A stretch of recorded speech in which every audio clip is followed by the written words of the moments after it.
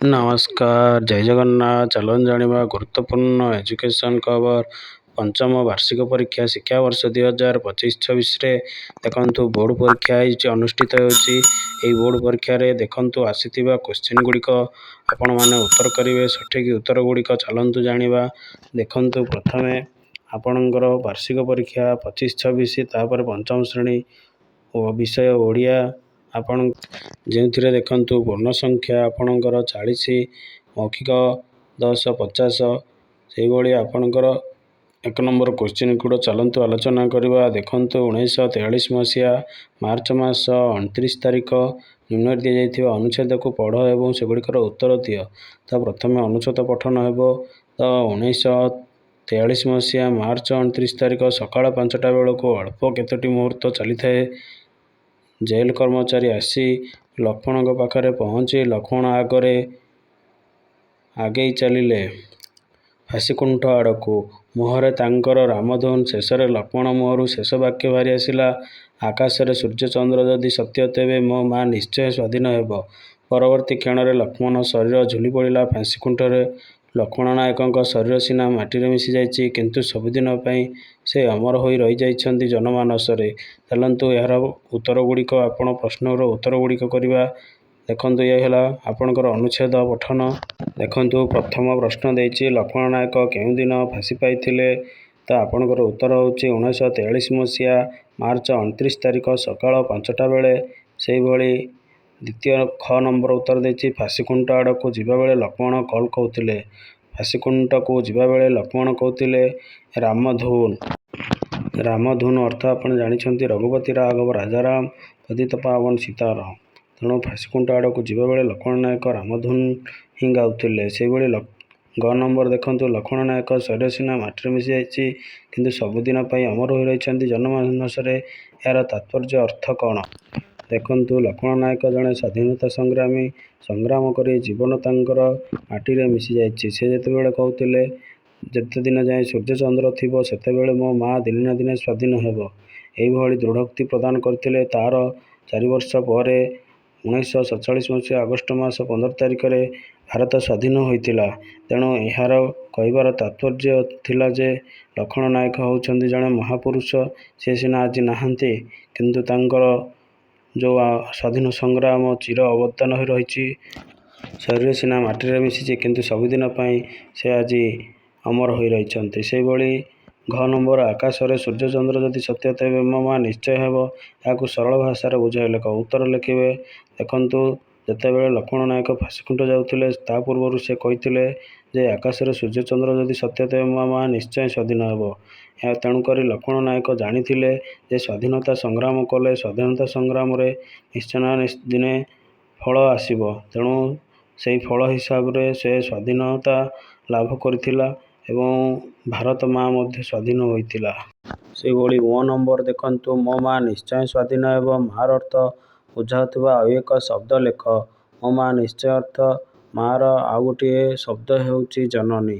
ତେଣୁ ମା'ର ସମାନାର୍ଥକ ବୋଧକ ଶବ୍ଦଟି ହେଉଛି ଜନନୀ।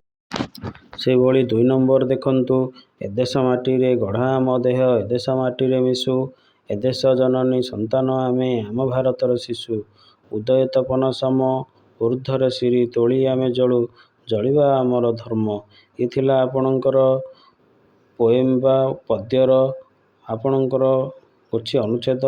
ସେହି ପଦ୍ୟର ଆପଣଙ୍କର ଉତ୍ତର ଲେଖିବେ। ଚାଲନ୍ତୁ କ ନମ୍ବର ଉତ୍ତର ଦେଖନ୍ତୁ କବିତାରେ ସନ୍ତାନ ବୋଲି କାହାକୁ କୁହାଯାଇଛି? ଦେଖନ୍ତୁ କବିତାରେ ସନ୍ତାନ ବୋଲି ଭାରତର ଶିଶୁମାନଙ୍କୁ କୁହାଯାଇଛି। ସେହିଭଳି ଖ ନମ୍ବର କବିତାରେ ତପନ କାହାକୁ କୁହାଯାଇଛି? ଦେଖନ୍ତୁ ଛୋଟ ଛୋଟ ଶିଶୁ ହେଉଛନ୍ତି ଦେଶମାନଙ୍କର ଭବିଷ୍ୟତ। ତେଣୁ ଛୋଟ ଶିଶୁମାନଙ୍କୁ କୁହାଯାଇଛି ଉଦୟ ତପନ ସମ, ଅର୍ଥାତ୍ ତପନ ସାଥିରେ ଛୋଟ ଶିଶୁମାନଙ୍କୁ ଉଦାହରଣ ଦେଇ କୁହାଯାଇଛି। ସେହିଭଳି ଗ ନମ୍ବର ଉଦୟର ବିପରୀତ ଅର୍ଥବୋଧକ ଶବ୍ଦ ଲେଖ ଓ ବାକ୍ୟ ଗଠନ କର। ଉଦୟର ବିପରୀତ ଅର୍ଥ ହେଉଛି ଅସ୍ତ। ଅସ୍ତ ଲଗାଇ ବାକ୍ୟ ଗଠନ କରିବ। ସୂର୍ଯ୍ୟ ପଶ୍ଚିମରେ ଅସ୍ତ ଯାଆନ୍ତି। ସେହିଭଳି ଘ ନମ୍ବର ଦେଖନ୍ତୁ କବିତାର ସାର କଥାକୁ 3ଟି ବାକ୍ୟରେ ନିଜ ଭାଷାରେ ଲେଖ। ଦେଖନ୍ତୁ କବିତାର ସାରାଂଶ ହେଉଛି ଆମେ ହେଉଛୁ ଦେଶର ସନ୍ତାନ, ଆମେମାନେ ଏହି ଦେଶର ଭବିଷ୍ୟତ। ତେଣୁ ଆମେ ଦେଶର ଲାଗି ଲଢ଼ିବା, ଦେଶର ଆମେ ନାମ ରଖିବା ଏବଂ ତା ସହିତ ସୂର୍ଯ୍ୟଙ୍କ ସହିତ ସମକକ୍ଷ ହୋଇ ଦେଶର ଉଜ୍ଜ୍ୱଳତମ ଆମେ ଦେଶର ସବୁ ରକ୍ଷା କରିବା ବୋଲି କୁହାଯାଇଛି।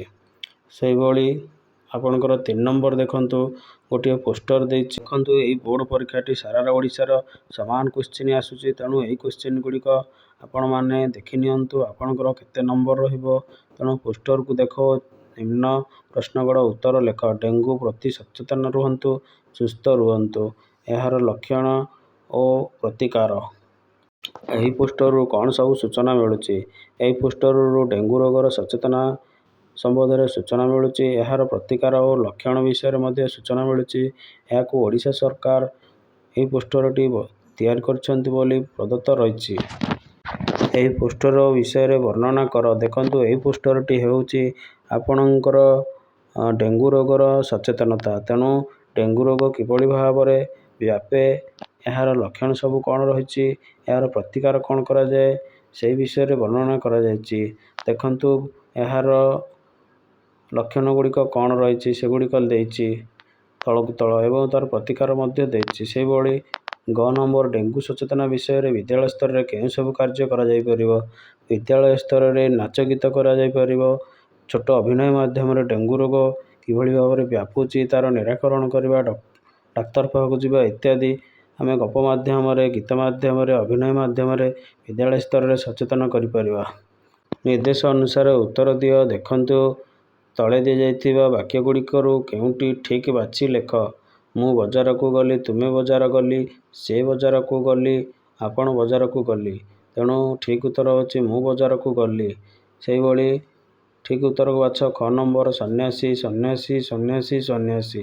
ଦେଖନ୍ତୁ ସନ୍ନ୍ୟାସୀ ଦ୍ୱିତୀୟ ନ ସ ଦୀର୍ଘ ଇ, ତେଣୁ ଶେଷଟି ହେଉଛି ଆପଣଙ୍କର ଠିକ୍ ଉତ୍ତର।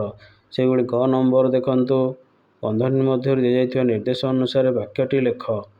ପଙ୍କଜ ସୁନା ମୁଦି ପିନ୍ଧିଛି। ବାକ୍ୟରେ ଥିବା କର୍ତ୍ତା ପଦକୁ ଚିହ୍ନଟ କର। ତେଣୁ ପଙ୍କଜ ସୁନା ମୁଦି ପିନ୍ଧିଛି, ଯିଏ ପିନ୍ଧିଛି ସିଏ ହେଉଛି କର୍ତ୍ତା, ତେଣୁ ପଙ୍କଜ ହେଉଛି କର୍ତ୍ତା। ଠିକ୍ ଉତ୍ତରଟି ହେଉଛି ପଙ୍କଜ। ସେହିଭଳି ବନ୍ଧନୀ ମଧ୍ୟରୁ ଉପଯୁକ୍ତ ପଦ ବାଛି ବାକ୍ୟ ପୂରଣ କର। ସେ ଆଜି ଆସିଥିଲେ ଡ୍ୟାସ୍ କାଲି ଆସିବେ ପୁଣି ବରଂ। ଏଠି କ'ଣ ହେବ? ପୁଣି ହେବ। ତେଣୁ ସେ ଆସିଥିଲେ ପୁଣି କାଲି ଆସିବେ। ସେହିଭଳି ଏକ ପଦରେ ପ୍ରକାଶ କର ଦେଇଛି। ଯେଉଁଠାକୁ ଯାଇ ହୁଏ ନାହିଁ ସେଟାକୁ କ'ଣ କୁହନ୍ତି? ଅଗମ୍ୟ। ତେଣୁ ଠିକ୍ ଉତ୍ତର ହେଉଛି ଅଗମ୍ୟ। ସେହିଭଳି 5 ନମ୍ବର ଦେଖନ୍ତୁ, ଆମେ କେହି ବି ସେକଥା ଭାବିଲୁନି। ଆମେ କୁଆଡ଼େ ପୃଥିବୀର ଶ୍ରେଷ୍ଠ ଜୀବ, କାରଣ ଆମେ କୁଆଡ଼େ ବିବେକ ଅଛି। ଧିକ୍ ଆମର ବିବେକକୁ। ଦିଆଯାଇଥିବା ବାକ୍ୟକୁ ପଢ଼ି ଆବଶ୍ୟକ ସ୍ଥଳେ ଉପଯୁକ୍ତ ବିରାମ ଚିହ୍ନ ଦିଆଯାଉ। ଦେଖନ୍ତୁ ଆମେ ବି କେହି ବି ସେକଥା ଭାବିଲୁନି, କମା ଦେବା। ଆମେ କୁଆଡ଼େ ପୃଥିବୀର ଶ୍ରେଷ୍ଠ ଜୀବ, କାରଣ ଆମକୁ କୁଆଡ଼େ ବିବେକ ଅଛି। ଅଛିରେ ଆପଣଙ୍କର ପୂର୍ଣ୍ଣଚ୍ଛେଦ।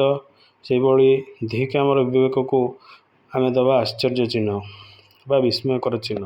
ସେହିଭଳି ଦେଖନ୍ତୁ 6 ନମ୍ବର, ଯେକୌଣସି ଗୋଟିଏ ପ୍ରସଙ୍ଗକୁ ନେଇ ଅନୁଚ୍ଛେଦ ଲେଖ। ତୁମର ପ୍ରିୟ ଖେଳ ବଣଭୋଜି, ରଜ ପର୍ବ, ତୁମର ପ୍ରିୟ ସାଙ୍ଗ। ତେଣୁ ଏହି 4ଟି ଉପରେ ଆପଣ କ'ଣ କରିବେ? ଗୋଟିଏ ପ୍ରସଙ୍ଗକୁ ନେଇ ଅନୁଚ୍ଛେଦଟିଏ ଲେଖିବେ। ତେଣୁ ତୁମ ପ୍ରିୟ ଖେଳ, ଚାଲନ୍ତୁ ମୋର ପ୍ରିୟ ଖେଳ ହେଉଛି କ୍ୟାରମ୍। ତେଣୁ କ୍ୟାରମ୍ ଗୁଡ଼ିକ ଆମେମାନେ କିଭଳି ଖେଳୁ ନା, ଦୁଇ ପଟେ ଗୋଟିଏ ଗୋଟିଏ ଦଳ ହୋଇ ବସୁ। 4 ଜଣ ବସନ୍ତି, ମଝିରେ ଡଟ୍ ଗୁଡ଼ିକ ରଖାଯାଏ। ତାପରେ ଆମର ପ୍ରତ୍ୟେକ ଦଳ ମାରନ୍ତି। ଯେଉଁ ଦଳ ଶୀଘ୍ର କ୍ୟାରମ୍ ଗୁଡ଼ିକ ନେଇଯାଆନ୍ତି ସେମାନେ ଜିତିଯାଆନ୍ତି। ଶେଷରେ ସେମାନେ ପୁରସ୍କୃତ ହୁଅନ୍ତି। ଏହିଭଳି ଭାବରେ କ୍ୟାରମ୍ ଖେଳ ଗୁଡ଼ିକ ଆମର ମୁଣ୍ଡ ଏବଂ ଆଙ୍ଗୁଠି ଶକ୍ତିର ବିକାଶ ସାଧନ ମଧ୍ୟ କରିଥାଏ। ତେଣୁ କ୍ୟାରମ୍ ଖେଳକୁ ମୁଁ ସବୁବେଳେ ଭଲ ପାଏ ଏବଂ କ୍ୟାରମ୍ ମୁଁ ସବୁଠି ଖେଳେ। ସେହିଭଳି ଦେଖନ୍ତୁ ତୁମ ବିଦ୍ୟାଳୟରେ ବାର୍ଷିକ କ୍ରୀଡ଼ା ଉତ୍ସବ କିପରି ପାଳନ କଲ, ସେହି ବିଷୟରେ ନିଜ ଅନୁଭୂତି ବର୍ଣ୍ଣନା କରି ସାଙ୍ଗ ନିକଟକୁ ପତ୍ର ଲେଖ। କିମ୍ବା ଲେଖିପାରିବ ତୁମ ମାମୁଁଙ୍କ ବାହାଘରକୁ 4 ଦିନ ବିଦ୍ୟାଳୟକୁ ଛୁଟି ନେବାକୁ ଚାହୁଁଛୁ। ପ୍ରଧାନ ଶିକ୍ଷକ ପାଖକୁ ଦରଖାସ୍ତ। ତେଣୁ ଲେଖିବେ ମାନନୀୟ ଶ୍ରୀଯୁକ୍ତ ପ୍ରଧାନ ଶିକ୍ଷକ, ସ୍କୁଲ ନାଁ ଲେଖିବେ, ମହାଶୟ ଲେଖିବେ। ତାପରେ ବିନୀତ ଜଣାଉଛି କି ମୋର ମାମୁଁ ଘର ବାହାଘର, ତେଣୁକରି ମୁଁ 4 ଦିନ ପାଇଁ ବିଦ୍ୟାଳୟରେ ଛୁଟିରେ ରହିବି। ତେଣୁ ଏତିକି ତାରିଖରୁ ଏତିକି ତାରିଖ ଆମେ ବିଦ୍ୟାଳୟରେ ଅନୁପସ୍ଥିତ ରହିବୁ। ତେଣୁ ଆପଣମାନେ ବିନୀତ ପ୍ରାର୍ଥନା କରୁଛୁ କି ଛୁଟି ମଞ୍ଜୁର କଲେ ମୁଁ ଚିରପ୍ରକୃତ ହେବି। ଆପଣଙ୍କ ବିଶ୍ୱସ୍ତ ଆପଣ ବାଁପଟେ ସ୍ଥାନ ଓ ତାରିଖର ନାଁ ପ୍ରକାଶ କରିବେ। ଏହି ଥିଲା ଆପଣଙ୍କର ପଞ୍ଚମ ଶ୍ରେଣୀର ବୋର୍ଡ଼ ପରୀକ୍ଷାର ନୂତନ କୋଶ୍ଚିନ୍, ଯାହାକି ଓସେପା ଓ ବିଦ୍ୟାଳୟ ଗଣଶିକ୍ଷା ବିଭାଗ ପ୍ରଦତ୍ତ କୋଶ୍ଚିନ୍ଗୁଡ଼ିକ ବିଦ୍ୟାଳୟମାନଙ୍କରେ ହୋଇଯାଇଛି। ତେଣୁ ସଠିକ୍ ଭାବରେ ଉତ୍ତର ଲେଖନ୍ତୁ ଏବଂ ଆପଣମାନେ ପ୍ରଥମ ହୁଅନ୍ତୁ। ଏହିଭଳି ସେଟ୍ ପ୍ରାକ୍ଟିସ୍ ପାଇଁ ମଧ୍ୟ ଆପଣମାନେ କୋଶ୍ଚିନ୍ଗୁଡ଼ିକ ଦେଖିପାରିବେ। ତେଣୁ ଆମ ଚ୍ୟାନେଲକୁ ଲାଇକ୍, କମେଣ୍ଟ ଓ ସେୟାର କରନ୍ତୁ ଓ ସବସ୍କ୍ରାଇବ୍ କରନ୍ତୁ। ଜୟ ଜଗନ୍ନାଥ।